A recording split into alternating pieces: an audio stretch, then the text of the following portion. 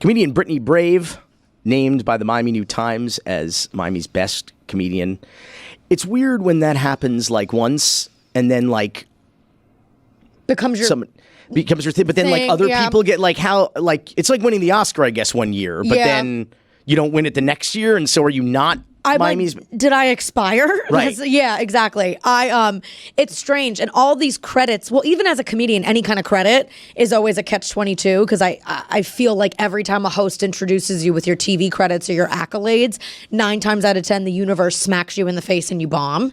So I would rather almost and also not even. You're reminded of how long ago some of those credits were. It's like I watch trailers for my docs now, and they're like from the director of Cocaine Cowboys, and I was like, that was a long time. I mean, it's better to be remembered for something than nothing at all, but totally. It feels like when Brian De Palma says from the director of Scarface, it's like that was 40 years ago. It reminds you of the passage of time. Yeah. And then you start having an existential crisis, which as a comedian, I don't need to have any more of those. Seriously, that's like what you do, basically. Professionally. And then do the therapy right on stage. Speaking of the passage of time, Uncle Luke is going to be joining us. I say that because, of course, the birthday song, of which... I feel like he made me a woman. I feel like he's a... What? I say that. He's a Miami native. I'm a Miami... I just feel like he played such a huge role in my, Okay. Coming up. I won't get into details. Should we talk about this? I feel like we should talk about this. We can. I'm just saying his music has soundtracked a lot of big moments for me, formative moments. Okay. And he'll forever hold a place in my heart. So like his music sort of playing on the radio in your car while at nightclubs, at parties. What kind of clubs were you going to? Moments. You at Strawberries? What was happening? Exactly. I was at Boogie's Tavern in South Miami. Shit. Yeah. I love it. Yeah. So I feel like I grew up with him. Yeah. Is it Boogies or Boogies? I don't know. Bougainvillea? Is that what you're talking about? It's like the chicken or the egg. I don't know that they play Uncle Luke at Bougainvillea. Well, you got to be there at the right night. Yeah. Yeah. That place also literally always has hundreds of people there every night of the week. Yeah, I like that spot. It's like it's like an old school spot. Yes. As well in South Miami. Brittany Brave, that's spelled Brittany, last name Brave, which I'm sure is your real last name, like Corben is mine. .live is her email address. 100% my real last name. It is the whitest, most... Get out of here. Patriotic American. Yeah. Pronounced Brave, not like Brave? Yeah, no. Well, all of my Miami teachers were like Brittany Brave, and I was like, no, yo soy gringa. But no, Brave. It is. I'm a second generation Italian American, and my grandfather was Bravo, and then when he came to America, he assimilated, and he changed it to the most American word ever. And how long are you in Miami? Well, I grew up here, actually. I was born in New York and New Jersey. And both? Yes. Sort of straddled the... I was right Your mom straddled the border when she gave birth to you? She's really good at spreading her legs. God.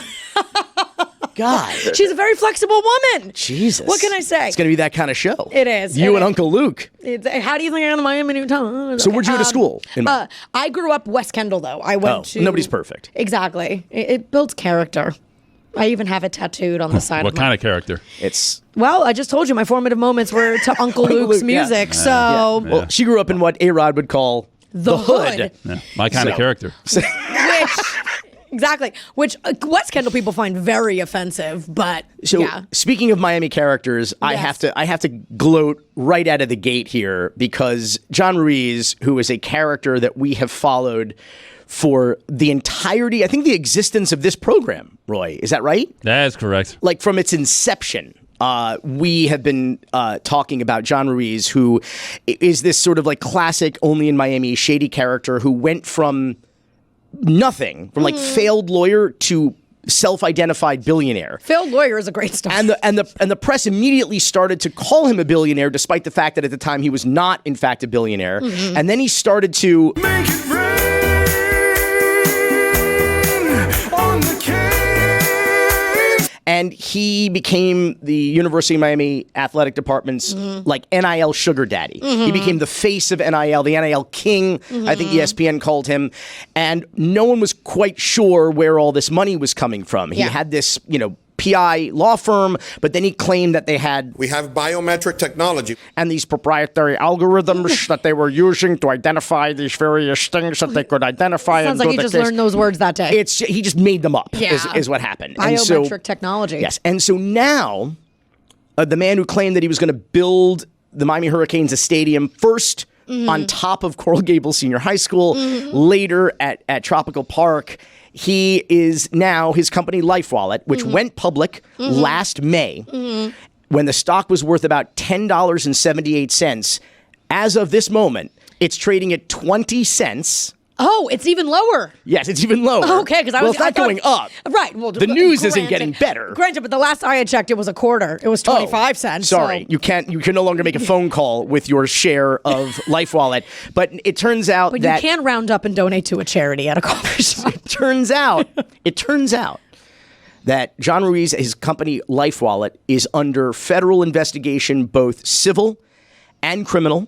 The IRS, the SEC, and the FBI are looking into this company because apparently, allegedly, they're looking into whether or not it is what he said it was, and the claims that he made about the we have biometric technology. And the claims he made about, he said the company was going to generate about $1 billion in revenue last year. It was actually about $23 million in revenue.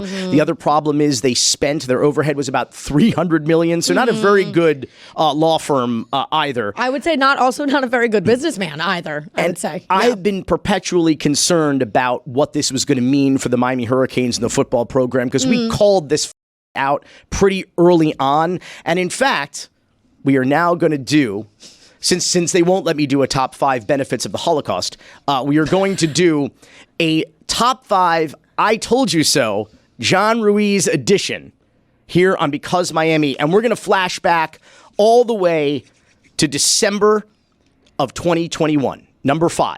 He can spend his money wherever and however he wants to. He's not going to bulldoze a public high school. He's not going to build a stadium anywhere in the city of Coral Gables. Miami is a sunny place for shady people, and I resent when some of that shade overshadows the good that people are doing. A positive moment in the history of this community and this program. Who should be cupping his ear to an adoring public is Mario Cristobal and the people who are responsible for making that happen. And this moment belongs to them. It doesn't belong to drunk tweets about, building stadiums on the moon. I just don't think I don't think it's helpful, and I don't think it's true. This is why Miami can't have nice things. Are you talking about my hair? No. In that clip? No, I'm talking about John Ruiz. Definitely not talking about my hair. Yeah. It's a podcast. Who's that guy on the left again? It's the lost BG, I think. Yeah, I'm pretty sure that my pandemic haircut there. You were a substitute member. Needless to say, this was right around the time that Mario Cristobal became our head coach, and John Ruiz showed up to the press conference with his own publicist. And this is a guy who had donated no money to the university. This is a guy who had less than nothing to do with this, I think, very historic and extraordinary hire.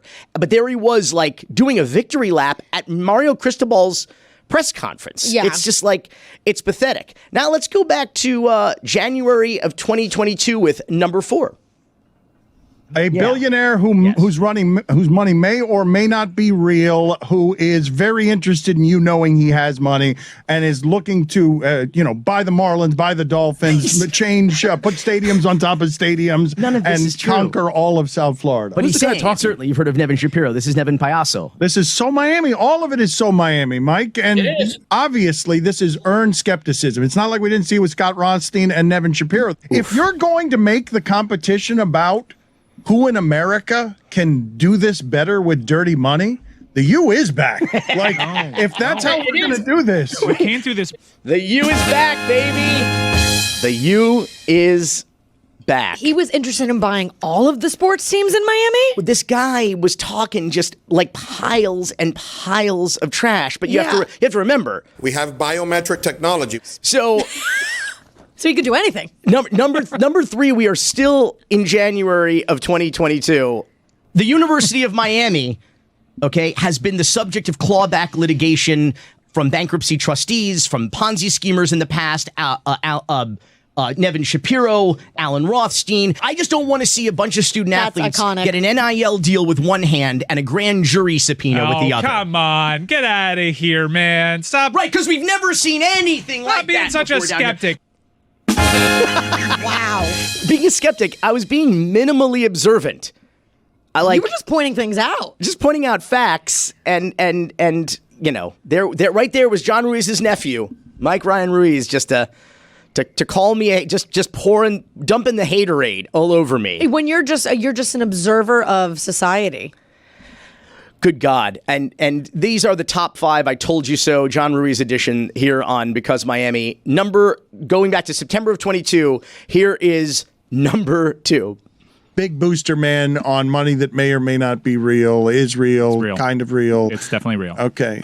Real money that's confusing to many people. It was subject to all sorts of scrutiny, and it went public, guys. I don't know. At a time when things being real in currency seems less real than it's ever been. The Ruiz thing smells like Miami.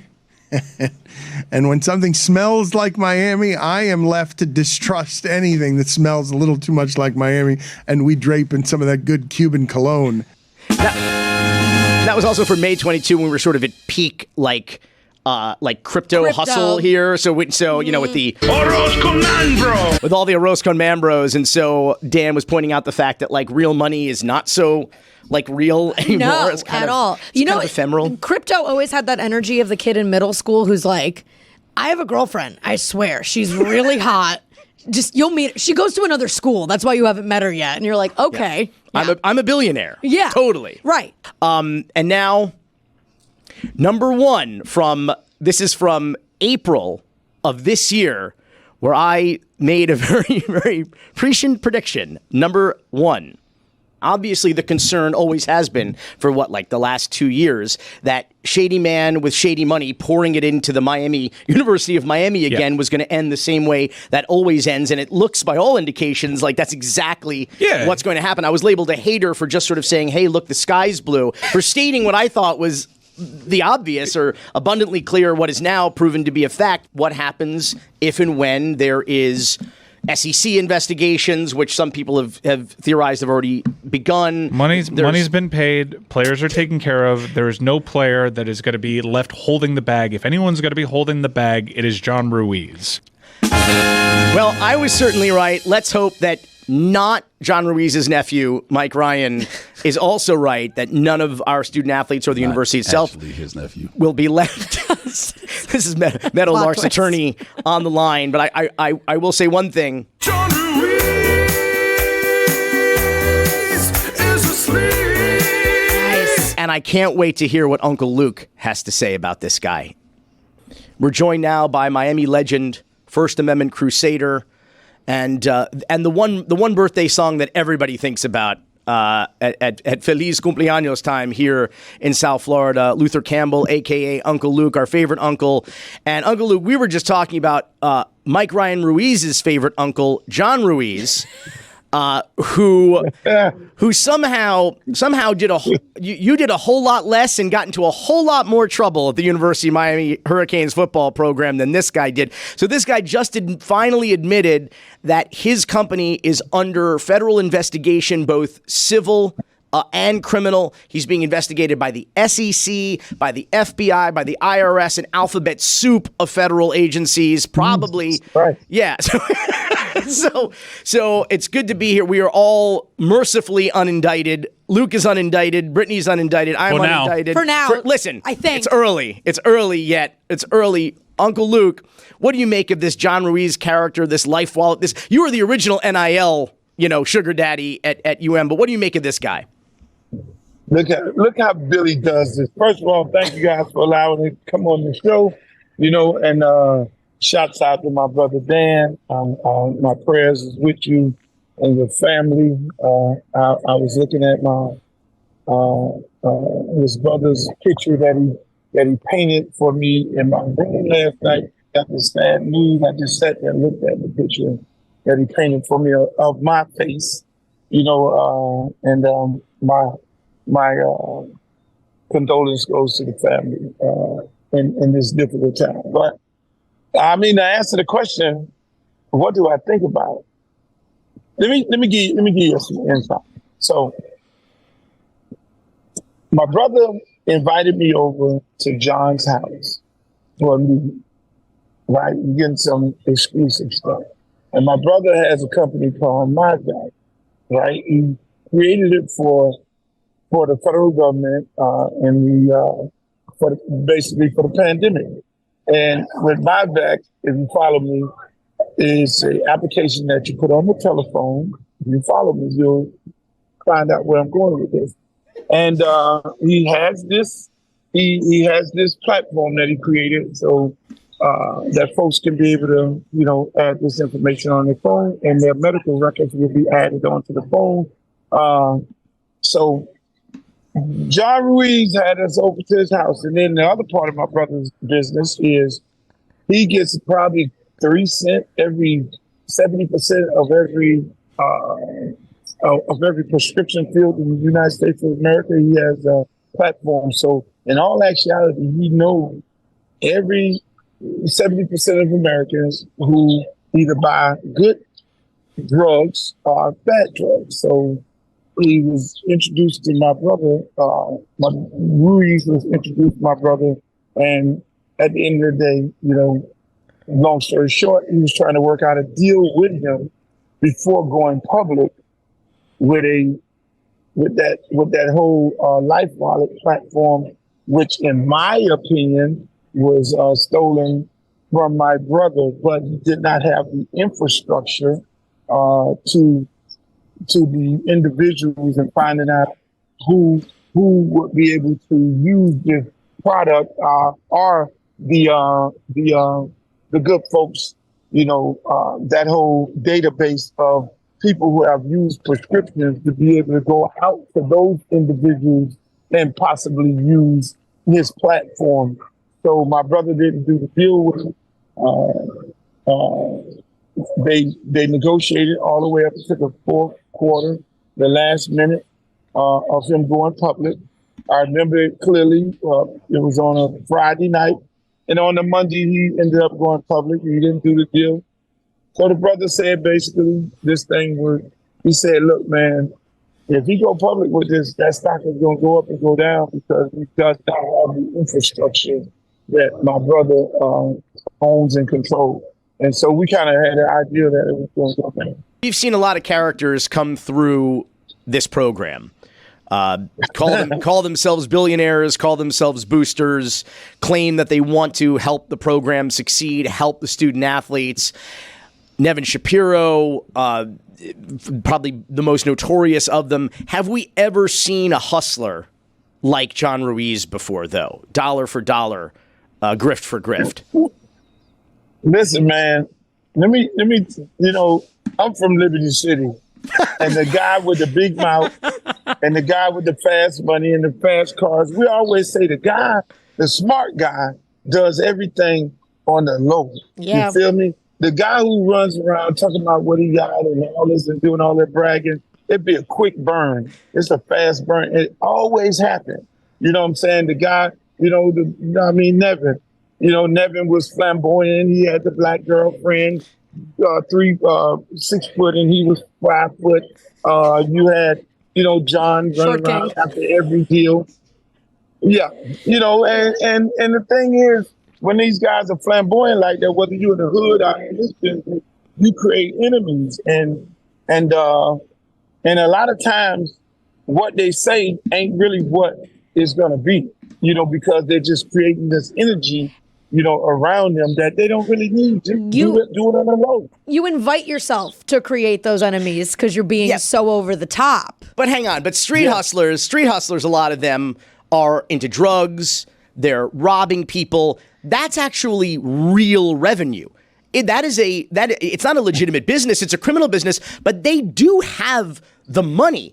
Being fake rich on paper, okay, because of an alleged scheme that you cooked up for an IPO, that's not real money. It's not even real. That's the thing. It's not, you don't even really have that money. You're out there kind of getting loans against your paper wealth and then making it rain on, make it rain on the case.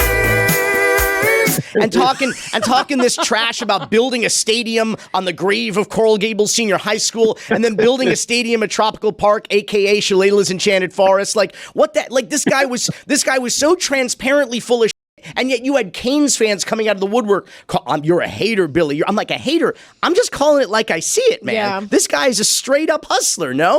If you know how the stock market works, it works basically on press releases. And so I just was like, okay, this dude is trying to blow this stock up using the football players, doing NIL deals with him, and then trying to get people to sell the stock. But then at the same time, the people who you were trying to get to purchase the stock, you're pissing them off because they're from other boosters and everywhere else around the country. You're making people mad. Ain't nobody buying this stock. This whole situation to me is actually the most quintessential Miami situation. Oh, absolutely. And I just think it mirrors something greater in Miami, that everybody thinks it's a hustle mentality, but it's you're hustling yourself. You're lying. It's like every single guy, you're like, what do you do for work? And they're like, just out here grinding, building an empire. I know people, don't worry, VIP, exclusive, you're on the list. And I'm like, can you put what you do on LinkedIn? Can you show papers? Can I see a bank account statement? Yeah. Show me the paper. And they're like, these women, show me the papers. Exactly. Uncle Luke, and speaking of the NCAA and impermissible benefits, perhaps now is a good time to talk about the benefits of slavery, which have been really a big part of the national conversation in recent weeks. You had one of the greatest, I don't know, it's not called Twitter anymore, it's called X, but one of the great spaces I've ever heard in my life last week about this subject. And so here's what the governor of Florida, Ron DeSantis, you're goddamn right, meatball. Here's what he has to say about it in response, and I'd like you to respond to him if you don't mind. Well, you should talk to them about it. I mean, I didn't do it, and I wasn't involved in it. But I think what they're doing is I think that they're probably going to show some of the folks that eventually parlayed, being a blacksmith into doing things later in life. But the reality is all of that is rooted in whatever is factual. They listed everything out. And if you have any questions about it, just ask the Department of Education. You can talk about those folks. But I mean, these were scholars who put that together. It was not anything that was done politically. Uncle Luke, he's talking about the African American History Task Force, many of whom have now distanced themselves from this curriculum about the benefits of slavery, claiming they didn't know anything about it. There was kind of like a secret side task force that former Miami State Senator Manny Diaz Jr., the other Manny Diaz Jr., put together. And so what do you make of, first, the governor basically downplaying and denying that he had anything to do with this, and B, saying go talk to the African American History Task Force about this, and this is what he thinks they mean? What do you have to say? I gotta say that's straight bullshit. I mean, everything that he said is bullshit. The bottom line is now he's feeling it. I mean, he's been on attack against African Americans since he ran against Andrew Gillum. Andrew Gillum, came 50,000 votes from beating him. And he really disrespected him in a lot of debates. And he just has this vendetta against African Americans for God knows how, since he's been in office. And this is just one of the many things that he's done against African Americans, and he's getting a pushback. And once he gets pushback, he has a tendency of deflecting. Oh, I didn't do it. No, it was some people that's on the board but he places people on the board. He places people on these different boards. He is in total control of every board. This man actually dismantled the Florida High School Association and created another board where he self-appointed people to be on the board to govern high school sports in the state of Florida. I mean, that is what he does.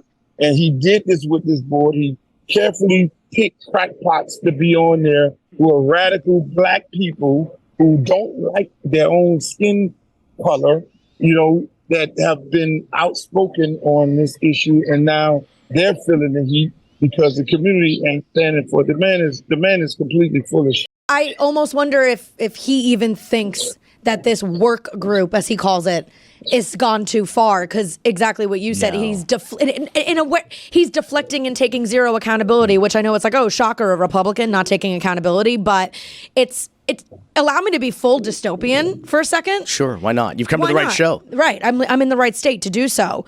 But this the policies against reproductive rights, the policies against the queer and gay, all of this seems like a precursor to trying to bring back all of this oppression. Like it's trying to groom people, change history, manipulate education. That to me is the scariest part. Well, I think, and Luke, let me ask you this on Brittany's point. They have gone after this governor and a lot of the state legislature, the supermajority Republican state legislators here in Florida have targeted a lot of minority groups, a lot of underrepresented communities and marginalized communities. But I think the target on the back of black people has been the biggest of all. And I'm reminded of the words of fictitious Senator J. Billington Bulworth, played by Warren Beatty in the 1988 classic, where he says, rich people have always stayed on top by dividing white people from black people. But white people got more in common with black people than they do with rich people. So it strikes me, and Uncle Luke, I ask you, is this just classic racist, divisive politics? Because this guy thinks he's running for president and he's just trying to divide all of us? He's trying to sell to the world Trump on steroids. I mean, when you look at what Trump did, how he energized a base of people that wasn't really involved in the political process. After the Tea Party, you had Marco Rubio Tea Party movement. Trump went beyond that and became Tea Party on steroids. So he's trying to go beyond Trump to then engage those people. And this is just my little opinion. But when you speak to the average Republican, they don't like this. Most people just, why are we talking about this? Because you can't make a statement that says black people learned a trade by being enslaved, as if black people who you brought from Africa had not learned a trade. You carefully picked these people to come over here and be slaves and work in these houses, in these quarters, because they had a trade in Africa. You just didn't. It is as if life didn't exist. They just dropped off of Mars and brought these people in, and then trying to make this point as if someone learned a trade.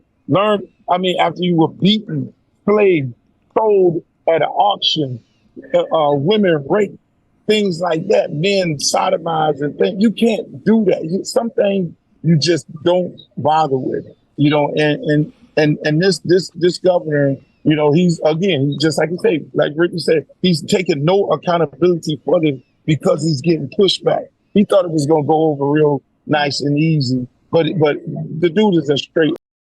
And I do agree. In my opinion. Average Republicans do think this a lot. This is extreme. Like to your point, like they're even like, okay, this is even too far for us. But it does seem like all the Republican candidates are just trying to out extreme each other now and just trying to. The last time Democrats controlled the state Senate and the House, probably 30 years ago. But those guys have and girls, they have no backbone to allow something like this to happen. Luther Campbell, Miami's unofficial poet laureate, author of the Book of Luke, My Fight for Truth, Justice, and Liberty City. Read this book. I love this book. Uncle Luke, thanks so much for joining us. Thank you. And, I love talking about next time. Me too. Yeah. He's one of the most respected journalists covering climate change today, a contributing editor at Rolling Stone. I love the titles of his last two books. It's basically like the first two parts of the Miami trilogy. The water will come and the heat will kill you first. I'm guessing the third one is just dead or like adios, just you're gone. The water will come, rising seas, sinking cities, and the remaking of the civilized world. And his latest, The Heat Will Kill You First, Life and Death on a Scorched Planet, was an instant New York Times bestseller when it was released last month.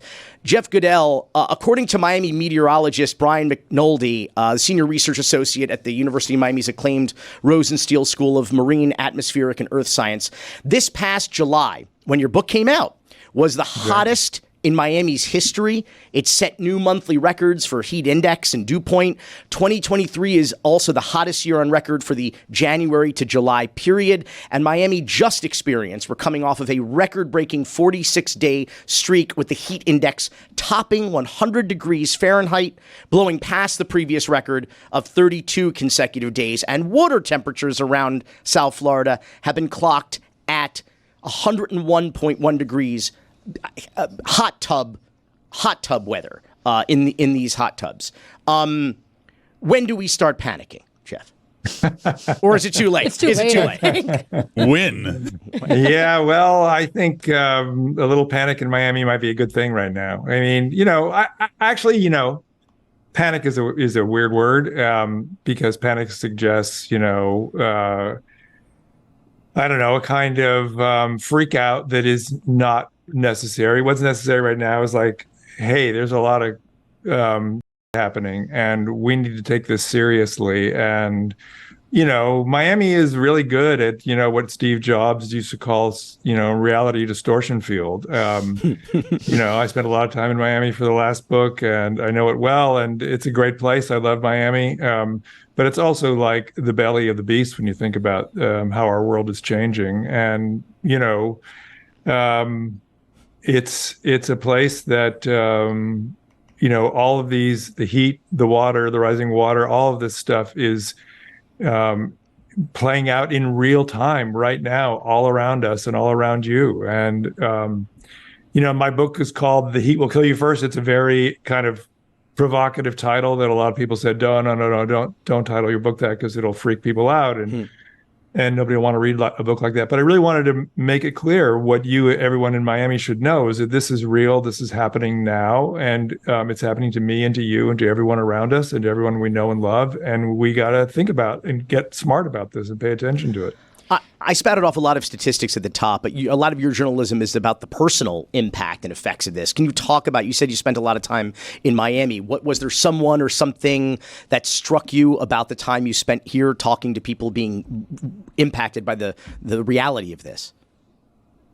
Well, I spent a lot of time in Miami for the Sea Level Rise book, not so much in Miami for this book about heat. But, I really think that climate change is and people who write about climate change are kind of fail in two ways in the biggest sense. And there's lots of great writing out there about it. But one way they fail is they make it, about data and, numbers. And it's like, like the classic example is, there's a lot of discussion, rightfully so, among the IPCC, the international climate negotiations and all that about 2 centigrade of warming, and that's a sort of dangerous threshold. Well, to most people, like 2 degrees of warming sounds like nothing. I mean, it's like, who can tell the difference between a 90-degree day and a 93-degree day, right? So, it's like, no wonder people are not paying attention when you put it in this terms of data. And also, there's not enough stories about the sort of human impact of this. And so I really work hard to kind of tell this story in a kind of human narrative. And I did that with Sea Level Rise in Miami in the previous book about architects who are working on building various buildings at a higher level, people who are in the Keys whose homes are being washed away, the people who are struggling to pay insurance for flooding. I mean, all of this data, all of these changes have real human impacts. And my books really try to tell those kind of personal stories. I think you spoke to a general oblivion that exists in Miami, especially when you were saying not knowing the difference between 90 and 93 degree weather.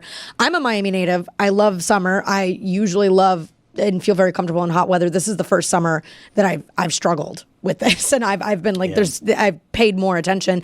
You feel it. You literally feel it. Literally feel it. And is there something? And I'm just curious about is there something that you could speak to, like the infrastructure of Miami and Miami's like core neighborhoods that are maybe like adding to this intense heat? Is there a way that the city is laid out? Is there a structure to the city of Miami that's making this heat more extreme, outside of course, just being in a tropical climate, Yeah, I mean, there's a lot about the way Miami is built that multiplies this heat, and that has to do with like highways everywhere, concrete, asphalt, all that stuff sucks up and radiates heat back. And so, when you're walking down the street in Miami, and if the air temperature is, 100 degrees, it's probably 120 where you're walking because the all that steel and concrete and asphalt is radiating it back. So, Miami is a classic example of a city that is built, without thinking about heat in mind at all. Palm trees are great, right? Yeah. But they offer like zero shade, for example. I find it interesting as a Miami native and now living in Miami again as an adult. We're booming in so many ways as a city, right? Like, comedy, art, culture, cryptocurrency for better and worse, technology, cocaine, all these things.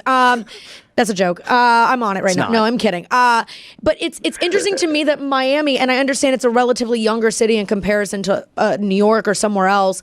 Miami almost skipped over, perhaps unsurprisingly, the core elements of running and maintaining a safe, clean, sustainable city, and we see that with the trash and the waste issues that we're having. The urban heat islands. Right. Absolutely. Right. The lack of public transportation. It's almost like we skipped over the basics and we were like, the one place that needed to care most about this and responsible and sustainable development and green space and we were the place that, you talk to urban planners and they say that Brickell especially is one of the great urban planning disasters and missed opportunities in the history of the world because we had a blank slate 25 years ago, and instead of master planning it through and making it livable and walkable and green and sustainable, we just made it flashy. We just made it the third worst urban heat island in the entire, of 44 major cities in the entire country. I want to ask you, Jeff, this last question because we've been hearing a lot about it lately, and I just want to make sure people understand it.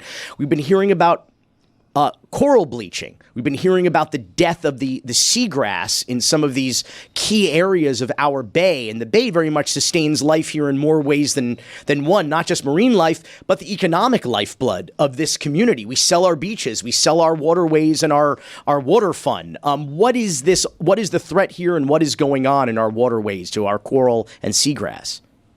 Well, this is one of the aspects of all this that kind of, really hits hard for me because, you have temperatures in Biscayne Bay now that are, like a hot tub.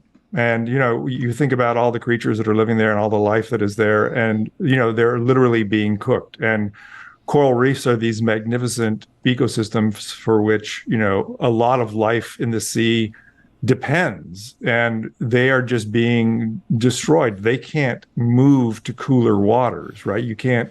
A coral reef can't just sort of up and swim to cooler waters. And so they're just being kind of cooked in place. And it's going to take, for all intents and purposes, thousands of years for them to come back. And there's been so much.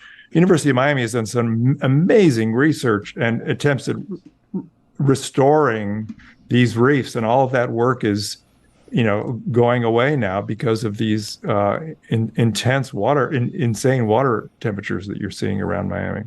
The heat will kill you first. Life and death on a scorched planet. Essential beach reading this summer here in Miami. If you can, story for your kids. If you can stand the heat. Jeff Goodell, New York Times bestselling author. Thanks so much for joining us. Thanks for having me. Continuing down the path of what Brittany Brave calls going full dystopia. Our wheel of issues this week is going to be a wheel of despair. Oh, even better. Yes, it's the full stand-up comic experience. Oh, it's the only emotions I'm familiar with. Yeah. So, Roy, our topics on the wheel this week are Miami is full of literally, right? We have some sewage problems. We're not talking about the people. We're talking about the material. And like literally the water is full of shit. Yes. We have crypto bros. Absolutely. Your favorite. My favorite. Yeah. And we have some Nazi memes because as we know, Governor Ron DeSantis. Nazis are his base. And finally, leprosy. Can I just say, everything becomes so much more digestible with an upbeat jingle. You're welcome. Donata. Yeah, thank you. And in case you missed it, the last one is leprosy. Because Miami. So, Roy, why don't we spin the wheel?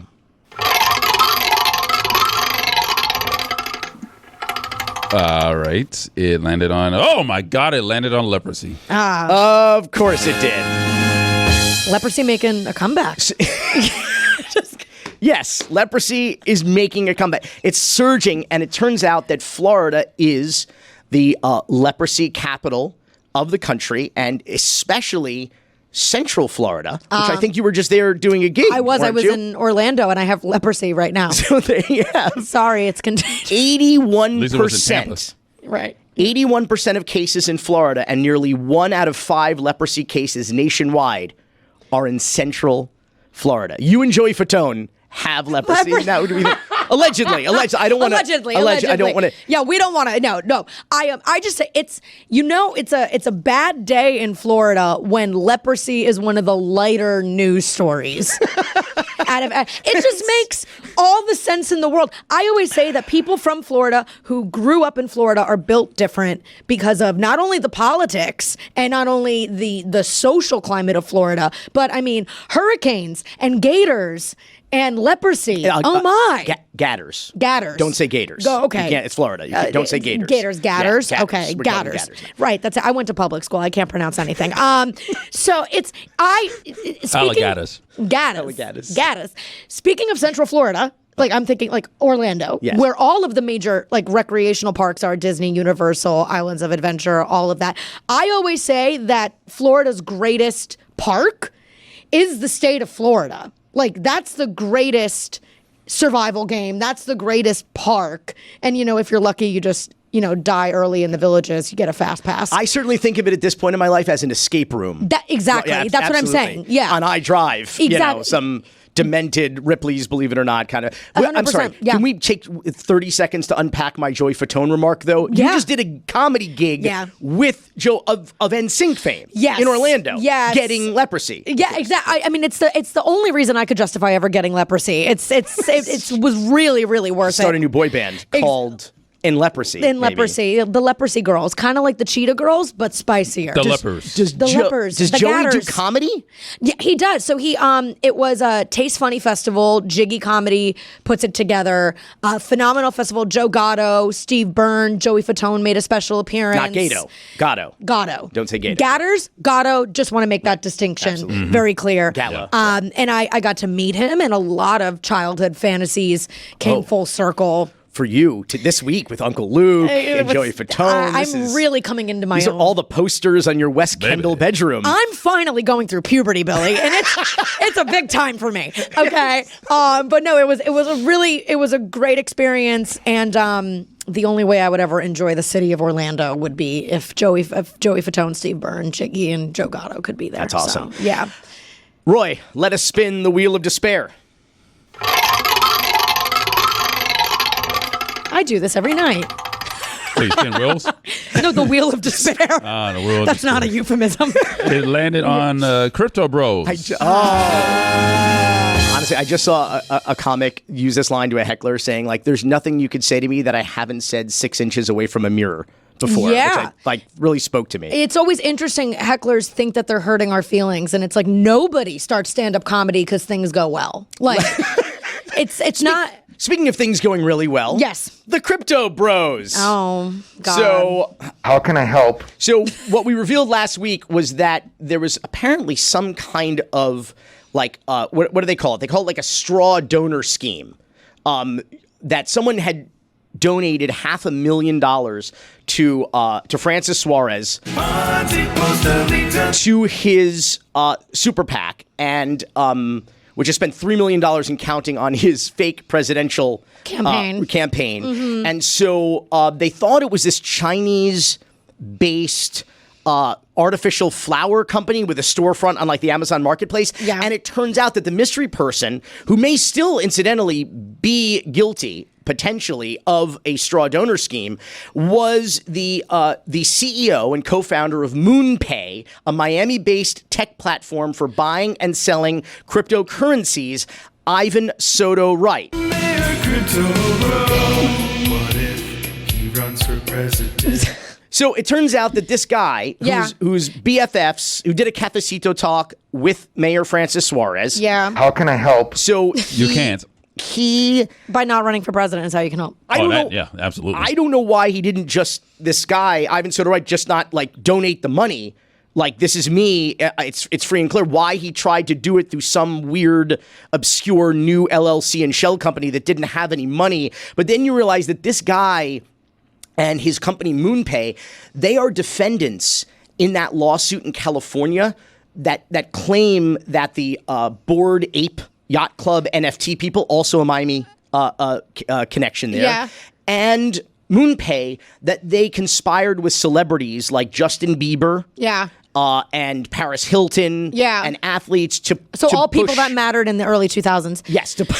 Jesus. Oh, no, that was brutal. I'm sorry.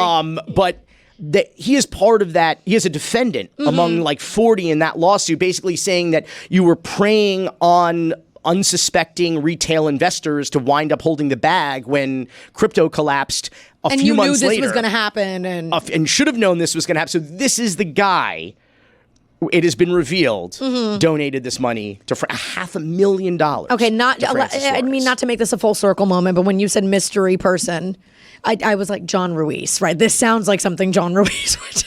It's just like, I'm like, MoonPay. We have biometric technology. We sure do. Mimi, MoonPay and LifeWallet just sound like they should go into business together. I think that's an award-winning company. Yeah, there's some. You know what my biggest red flag with the entire world of crypto was? Everybody went in on it. Everybody overhyped it. Everybody made risks they had no business making. Like, I know people who didn't have savings accounts that were like, I just sold my kid for Ethereum, or I just sold my kid for Bitcoin or whatever. And you're like, this seems a little like this entire world and this ecosystem just already seemed a little too inflated and extreme, that it was like, obviously it's bound to collapse. And I would say whenever Francis Suarez opens his mouth and promotes anything, you should immediately turn it off. Run the other direction. Yeah, I would. If you put garbage in, you're going to get garbage out. BrittanyBrave.live for more information, to find you, to see you live. Yes. And your Insta handle? Brittany Brave comedy on TikTok. Don't go to BrittanyBrave.com. Somebody stole the domain, and it's weird. Probably a porn star. It's a weird Asian porn / Is it really? Gambling. Yeah, I feel like I'm going right there now. Oh, yeah, do it. Yeah, I feel like somebody's punking me. So BrittanyBrave.live. I'm doing a lot of shows. I'm always in South Florida, but I'm doing some touring this fall in a whole bunch of places. So come hang. I want to finish today, in lieu of a Miami moment, with a story about the Roosevelt Theater on 41st Street, the entryway to Mid-Beach. I mean, if you're coming from the airport and going to any of the famous hotels like the Fontainebleau or the Eden Rock, you pass through 41st Street. And the Roosevelt Theater is one of my favorites because for the last 20 plus years, I've been hoping that I would make enough money to be stupid rich where I could buy this historic theater and restore it, make it like our raconteur office so we could produce docs from there and then use it as a screening room. And never been able to do that, but the place was open in 1949. For a while, it showed indie films and rock films, and then eventually in the 1970s, in a post-Deep Throat world, one of the great Made in Miami movies, it became a porn theater, a XXX theater. They tried to play Debbie Does Dallas at one point at the rabbi at the synagogue across the street, got pretty upset about it. And it closed permanently in 1989. And I would pass it almost every single day going to our raconteur office. And suddenly, in 2016, a mural started to be painted on the side of this big, ugly blank wall that, again, was like literally the entryway to Miami Beach. But suddenly this big, ugly blank wall had the outlines of this beautiful mural. There was a parakeet, there was a flower, there was a Miami Beach lifeguard stand, and it said, "Welcome to Miami Beach." And slowly but surely, it bore the signature of the artist Lebo. And I remember how it made me feel. I remember the difference between coming into Miami Beach and admiring this old historic building and this hideous wall that was suddenly this beautiful, colorful, and vibrant welcome to this city. And this is what artists do. They don't die when they die. They don't even die when their art disappears or when their murals are gone or painted over. they stay alive in the way that they make us feel, in the way that their work made us feel. They take these empty spaces, empty walls and emptiness in our hearts, and they fill them with color and joy and love and happiness. And that is how Lebo will always be remembered in all of our hearts, as someone who filled that emptiness with his gift and his love and his joy.